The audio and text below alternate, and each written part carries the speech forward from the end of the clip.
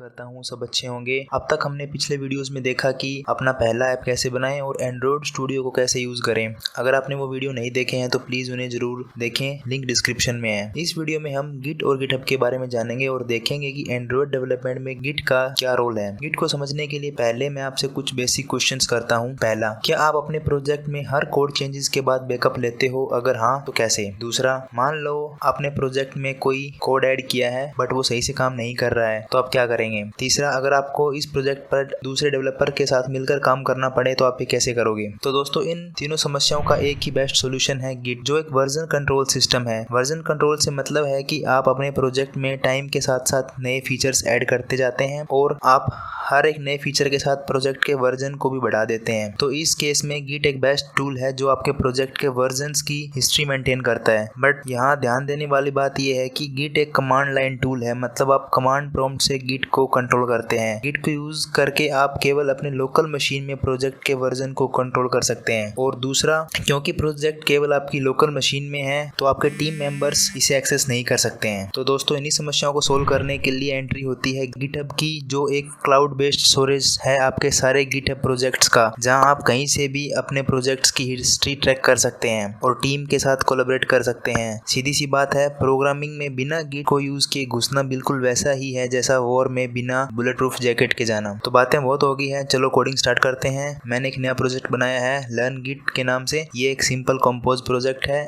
हम इस प्रोजेक्ट में गिट को इंटीग्रेट करेंगे। ये ऐप का बेसिक स्ट्रक्चर है। इस मेन एक्टिविटी में ही हम अपने सारे कोड लिखेंगे। प्रोजेक्ट में गिट को ऐड करने से पहले आप ये इंश्योर कर लेना कि आपके पीसी में गिट है कि नहीं। अगर नहीं है तो आप यहाँ इस साइट पर जाकर डाउनलोड कर सकते हैं। आप अपने सिस्टम के अकॉर्डिंग इसे डाउनलोड कर लें। मेरा विंडोज है तो मैं इसके लिए इंस्टॉल कर लूंगा। इसके बाद आप कमांड प्रॉम्प्ट पर जाकर इसे चेक भी कर सकते हैं। सिंपली आपको टाइप करना है git-v। तो अगर सिस्टम में गिट इंस्टॉल्ड है तो आपको उसका वर्जन शो कर देगा, अगर नहीं तो ये कुछ भी नहीं दिखाएगा। एक और चीज जो आपको ध्यान देनी है वो कि अगर आप गिट कमांड्स को कहीं से भी एग्जीक्यूट करना चाहते हैं तो आपको इंश्योर करना है कि आपके गिट रूट डायरेक्टरी का पाथ इन्वायरमेंटल वेरिएबल में ऐड कर रखा है। इसे आप यहाँ पर जाकर चेक कर सकते हैं। आप देख सकते हैं यहाँ गिट कमांड का पाथ ऑलरेडी एडिड है। आजकल ऑलमोस्ट सॉफ्टवेयर अपना पाथ यहाँ ऑटो में ऐड कर देते हैं, इसे मैनुअली करने की जरूरत नहीं पड़ती। आप गिट कमांड्स को कमांड प्रॉम्प्ट से भी एग्जीक्यूट कर सकते हैं, लेकिन हम एंड्रॉइड स्टूडियो में इनबिल्ट टर्मिनल मिल जाता है तो हम जो सेम कमांड प्रॉम्प्ट की तरह काम करता है तो हम उसे ही यूज करेंगे। जैसे आप यहाँ भी गिट का वर्जन चेक कर सकते हैं, टाइप गिट, और आपको गिट से रिलेटेड सारी कमांड्स मिल जाएंगी। अगर आपको प्रोजेक्ट में सारी फाइल्स देखनी हो तो यहाँ से एंड्रॉइड व्यू से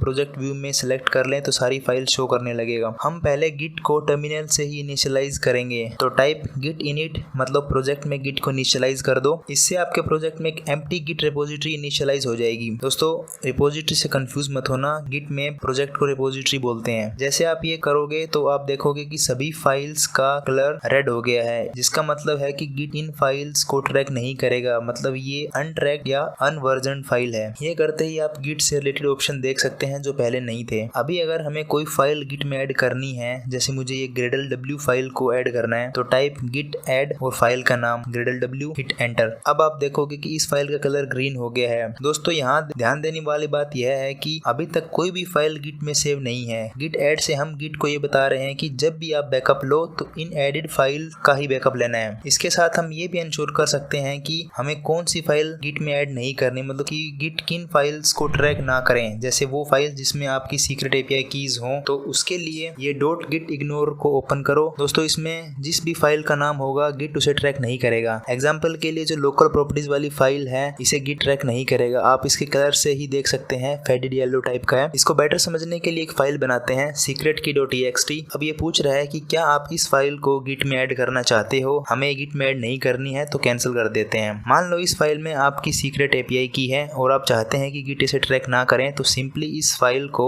गिट इग्नोर में मेंशन कर दो। दोस्तों, अब आपको सारी फाइल्स को ऐड करना है तो टर्मिनल में आओ और टाइप गिट ऐड डॉट, जिससे सारी फाइल्स गिट ट्रैक करेगा एक्सेप्ट वो जो फाइल्स गिट इग्नोर में मेंशन्ड है। एंटर करो और ये देखो सभी फाइल्स का कलर ग्रीन है, मतलब ये सब ऐड हो चुकी है, बस इन दो को छोड़ के। अभी तक हमने गिट को ये बताया है कि जब भी बैकअप लें तो इन फाइल्स को ट्रैक करना है। चलो अब हम एक्चुअल बैकअप लेते हैं। गिट में इसे हम कमिट करना कहते हैं। हर एक कमिट में गिट आपके प्रोजेक्ट का स्नैपशॉट ले लेता है और इसे सेव करके रखता है। हर एक कमिट के साथ आपको एक मैसेज भी डालना होता है ताकि आपको फ्यूचर में पता लग सके कि किस कमिट में क्या कोड चेंजेस हुए थे। तो कमिट करने के लिए पहले मैं एक्स्ट्रा कोड को हटा देता हूँ और अपना कोड लिखता हूँ। तो चलो पहले कमांड लाइन से अपना कमिट करते हैं। टाइप git commit -m, मतलब इस कमिट का मैसेज जो है फर्स्ट कमिट, हिट एंटर और आपने अपना पहला कमिट कर दिया है। अब आप देख सकते हैं फाइल्स का कलर भी चेंज हो गया है। आप वर्जन कंट्रोल टैब से देख भी सकते हैं कि आपने कितने कमिट किए हैं इस प्रोजेक्ट में। इस कमिट पर क्लिक करके इस तरफ आपको वो फाइल्स देख सकते हैं जिनका इस कमिट में स्नैपशॉट लिया गया था। एक बार इस टैग्स की तरफ ध्यान दो तो आप देख सकते हो कि ग्रीन टैग बताता है कि आप किस ब्रांच में हो और येलो टैग बताता है कि आप किस कमिट में हो। ब्रांच के बारे में वीडियो में आगे बात करेंगे। ये सेम चीज आप टर्मिनल से भी चेक कर सकते हो कि आपने कितने कमिट कर दिए हैं। सिंपली टाइप git log और ये आपको सबकी लिस्ट शो कर देगा। दोस्तों बेस्ट प्रैक्टिस है कि आप कोई भी मेजर कोड फीचर अपडेट के बाद ही कमिट करें, न कि हर एक छोटे से कोड में चेंज के बाद ही कमिट कर दें। चलो एक नया कमिट करते हैं, लेकिन इस बार हम एंड्रॉइड स्टूडियो से ये कमिट करेंगे। तो इसके लिए इस टिक पर क्लिक करें और स्टूडियो ऑटो में डिटेक्ट कर लेगा कि किन फाइल्स में अपडेट हुआ है। यहाँ पर आप इस कमिट के लिए कोई मैसेज डाल सकते हैं, जैसे मैं सेकंड कमिट डाल रहा हूँ और कमिट पर क्लिक करते हैं। यहाँ आप देख सकते हैं कमिट हो रहा है और ये कमिट हो गया। आप यहाँ जाकर दोबारा चेक कर सकते हैं, आपके सारे कमिट्स दिखाएगा। आप इसे डबल क्लिक करें और फिर फाइल पर क्लिक करो तो देख सकते हो कि इन कमिट्स में क्या क्या चेंजेस हुए हैं।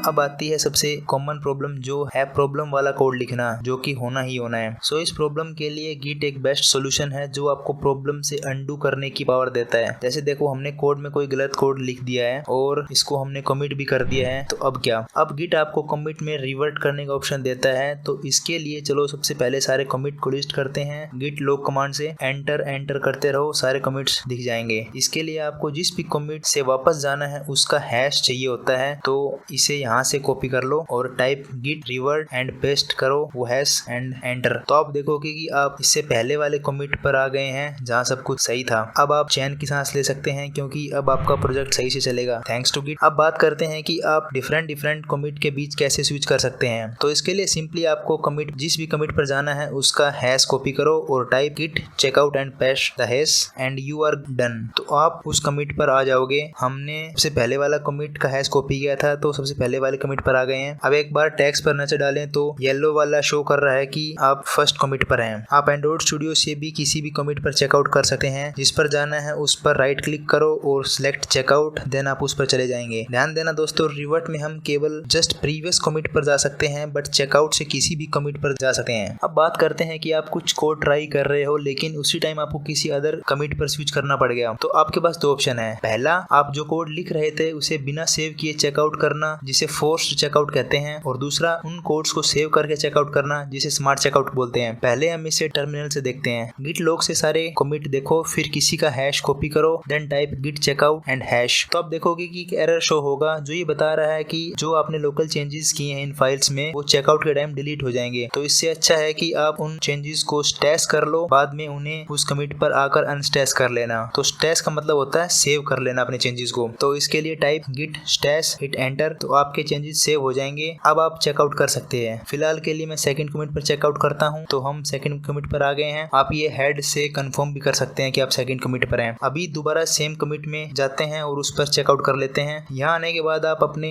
लोकल चेंजेस को अनस्टैश कर सकते हैं। उसके लिए टर्मिनल से देखते हैं, टाइप गिट स्टैश अप्लाई, और आप लोकल चेंजेस, और आपके लोकल चेंजेस वापस आ जाएंगे। सेम चीज आप स्टूडियो से भी कर सकते हैं। जैसे ही आप चेकआउट करोगे तो आपको उससे पहले पूछेगा कि आपको कौन सा चेकआउट करना है। तो ये स्मार्ट चेकआउट, तो मैं स्मार्ट चेकआउट करूंगा जिससे मेरे लोकल चेंजेस सेव हो जाएंगे। इसके अलावा चेकआउट करने से पहले आप यहाँ से इन चेंजेस को स्टैश कर सकते हैं। इसका कोई मैसेज भी डाल सकते हैं, अब चेकआउट करो, फिर दोबारा उस कमिट से इस कमिट में चेकआउट करो और यहाँ आकर लोकल चेंजेस को यहाँ से अनस्टैश कर सकते हैं और वो वापस आ जाएंगे। अब जो भी स्टैश मैसेज आपने डाला था उसे सिलेक्ट करो एंड हियर यू आर। अब बात करते हैं एक इंपॉर्टेंट कंसेप्ट की, जो है ब्रांच इन गिट। अब तक आप प्रोजेक्ट में जो भी चेंजेस कर रहे थे वो केवल एक ही ब्रांच यानी मास्टर ब्रांच पर हो रहे थे। ब्रांच का यूज हम तब करते हैं जब हम एक नई फंक्शनैलिटी ऐड करनी हो अपने प्रोजेक्ट में, तो हम एक नई ब्रांच बनाते हैं और उस फंक्शनैलिटी को नई ब्रांच पे टेस्ट करके देखते हैं। अगर वो फंक्शनैलिटी सही से काम कर रही है तो हम उस ब्रांच को अपनी मास्टर ब्रांच में मर्ज कर लेते हैं। चलो पहले टर्मिनल से एक नई ब्रांच बनाते हैं। Type git branch and branch का नेम, तो हम इसे एक्सपेरिमेंट नाम देते हैं। Enter command. आप VCS टैब में देख सकते हैं कि अब 2 ग्रीन टैग्स हैं, मतलब 2 ब्रांच बन चुकी है। यहाँ आप टर्मिनल में टाइप करो गिट ब्रांच -a, मतलब ऑल ब्रांचेस। सो ये 2 ब्रांचेस शो कर रहा है और स्टाफ मार्क मास्टर ब्रांच पर है, मतलब हम करंटली मास्टर ब्रांच पर हैं। ब्रांच बदलने के लिए type git check checkout and branch का नेम, अपने केस में दूसरी ब्रांच एक्सपेरिमेंटल है। Hit enter. आप देख सकते हैं गिट ब्रांच डैश ए से कि आपने ब्रांच चेंज कर ली है। सेम आप स्टूडियो से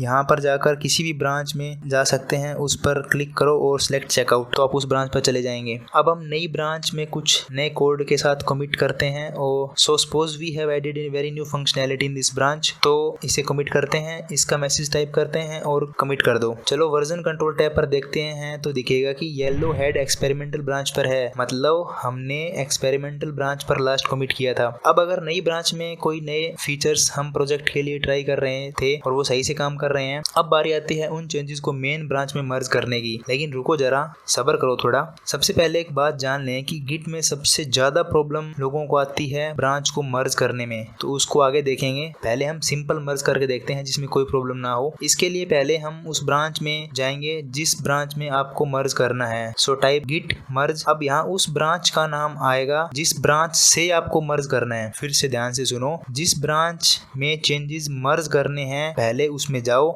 और जिस ब्रांच से मर्ज करने हैं उसका नाम डालो, एंटर कर दो और आपका मर्ज सक्सेसफुल हो जाएगा और उस ब्रांच में चेंजेस इस ब्रांच में आ जाएंगे। अब देखते हैं कि आप स्टूडियो से कैसे नई ब्रांच बना सकते हैं। तो उसके लिए यहाँ पर जाएं और नई ब्रांच के लिए क्लिक करें, ब्रांच का नाम डालें और एंटर करें। अब आप नई ब्रांच के अंदर हैं। चलो अब इस ब्रांच में कोई नया कमिट करते हैं। जब आप यहाँ नजर डालोगे तो आप देख सकते हो कि 3 ग्रीन टैग्स है, मतलब 3 नई ब्रांच बन गई है, but yellow tag new branch पर है, मतलब लास्ट कमिट इसी ब्रांच पर हुआ था। तो अभी एक्सपेरिमेंटल ब्रांच में नया कमिट करते हैं, new code added, select commit and message में experimental branch commit and commit कर देते हैं। अब हम स्टूडियो से ब्रांचेस में मर्ज करने का तरीका देखते हैं। तो सबसे पहले उस ब्रांच में जाते हैं जिसमें मर्ज करना है। So go to master and checkout, then select git, then merge. और आपसे पूछ रहा है कि आप किस ब्रांच से मर्ज करना चाहते हैं। तो पहले मैं न्यू ब्रांच से मर्ज करता हूँ, तो ये सिंपली हो जाएगा। देन मैं एक्सपेरिमेंटल ब्रांच से मर्ज करूंगा, बट इस बार कॉन्फ्लिक्ट आ गया है। देखते हैं कैसे सोल्व करें। सेलेक्ट मर्ज, तो ये स्क्रीन ओपन होगी जो शो कर रही है कि इस फाइल में मास्टर ब्रांच में क्या कोड है और एक्सपेरिमेंट ब्रांच की फाइल में इसमें क्या कोड है। इस केस में गिट कंफ्यूज है कि आप इनमें से कौन सा कोड रखना चाहते हो। आप इन डबल एरोज से किसी भी तरफ का कोड सिलेक्ट कर सकते हैं। इस एग्जांपल के लिए मैं एक्सपेरिमेंटल वाला कोड रखना चाहता हूं, तो इशू रिजोल्व हो जाएगा और मर्ज सक्सेसफुल। सोचो दोस्तों, अगर यही काम हम करते जहां हमने नई ब्रांच में 10 फाइल्स में कोड चेंजेस किए हैं और वो भी हजार लाइंस के कोड हमने उस फाइल में लिखे हैं, तो आप सोच सकते हैं कि उस टाइम मर्ज करने पे कितना बड़ा कॉन्फ्लिक्ट पैदा होता। मुझे लगता है कि वो कॉन्फ्लिक्ट शायद कश्मीर के कॉन्फ्लिक्ट से भी ज्यादा बड़ा होता। एक बार सारे कमिट्स पर नजर डालेंगे तो देखेंगे कि हमने पहले नई ब्रांच में कमिट किया, फिर एक्सपेरिमेंटल में और लास्ट में दोनों को मेन ब्रांच में मर्ज कर दिया है। तो दोस्तों, अब तक हमने जो भी लड़ाइयाँ लड़ी हैं वो सब केवल जमीन पर थी, मतलब आपकी लोकल मशीन पर सारे चेंजेस सेव थे। लेकिन अब हमें लड़नी है बादलों में लड़ाई, तो हमें चाहिए गिटहब जो क्लाउड में आपकी प्रोजेक्ट्स की रिपोजिटरी को स्टोर करता है। आप यहाँ से अपना प्रोजेक्ट गिटहब पर शेयर कर सकते हैं, बट उससे पहले इंश्योर करें कि एंड्रॉइड स्टूडियो आपके गिटहब अकाउंट से लिंक है या नहीं। तो मेरे वाला तो ऑलरेडी कनेक्टेड है, आप अपनी देख लो दोस्तों। तो चलो शेयर करते हैं। Open git, then GitHub, then share project on GitHub. Repository का नेम ऑटो में आ जाएगा, रिमोट को एज इट इज रहने दो, डिस्क्रिप्शन में डाल दो app to learn git and GitHub, then कर दो शेयर। तो चलो अपने गिटहब अकाउंट पर जाकर देखते हैं। रिपोजिटरी सिलेक्ट करो और सबसे पहला ये ऐप आपका है लर्न गिट, इसको ओपन कर लो। अपनी मेन फाइल ओपन करते हैं जिसमें हमने कोड लिखा था। आप देख सकते हैं कि यहाँ सारे आपके चेंजेस अपडेटेड हैं, बिल्कुल ये फाइल अपडेटेड है। एंड्रॉइड स्टूडियो ओपन करते हैं और वहाँ पर कोई नए चेंजेस करते हैं, देन उसको कमिट करते हैं। बट ना अब की बार दोस्तों हम कमिट एंड पुश सिलेक्ट करेंगे। पुश करने से हमारे कमिट गिटहब पर भी सेव हो जाएंगे। तो ये कुछ वार्निंग दे रहा है, but select commit anyway and push. इस डायलॉग में आपको अपना कमिट सिलेक्ट करना है, देन पुश सिलेक्ट करो और चेंजेस पुश हो जाएंगे। आप ये चेंजेस गिटहब पर जाकर देख सकते हैं। फाइल को रिफ्रेश करो और ये देखो आपके सारे चेंजेस यहाँ पर आ गए हैं। ठीक है दोस्तों, मान के चलते हैं कि अब तक आप अकेले योद्धा थे, बट तो आपको पता है कि युद्ध अकेले योद्धा से नहीं जीते जाते, आपको चाहिए पूरी सेना, मतलब टीम ऑफ डेवलपर्स। अगर अदर डेवलपर इसी प्रोजेक्ट पर